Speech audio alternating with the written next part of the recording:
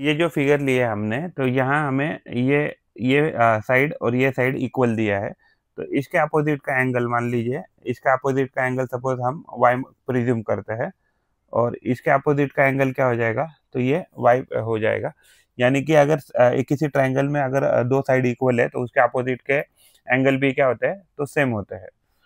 तो यानी कि अगर ये जो 5x है, तो ये क्या है, एक्सटीरियर एंगल है। तो एक्सटीरियर एंगल का प्रॉपर्टी क्या है, तो एक्सटीरियर एंगल का प्रॉपर्टी है, तो एक्सटीरियर एंगल का प्रॉपर्टी है कि y प्लस वाई किसके बराबर आएगा, तो 5x के बराबर आ जाएगा। और लेकिन ये जो है, तो ये y इधर लीनियर पेयर बना रहा है, तो इसलिए इसकी वजह से y का टोटल क्या आ जाएगा, 70।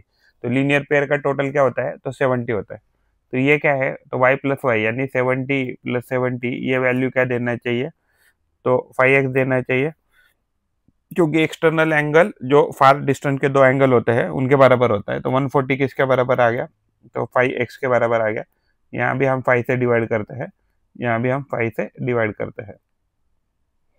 तो ये क्या हो जाएगा, इससे ये जो x है यहाँ 5 से 5 कट जाएगा, तो 5 टू द 10, 4 5 द, तो ये 28 आ रहा है। तो अगर ये 28 आ रहा है तो इसको क्या है, 5x है, तो 5x यानी कि 5 इंटू 28, तो ये वैल्यू कितना आ जाएगा, 140 आ जाएगा। और यही हमें पूछा था, तो यही हमें पूछा था x का वैल्यू क्या है, तो x का वैल्यू तो 28 निकाला, और 5x का वैल्यू क्या आ जाएगा, तो 140 आ जाएगा।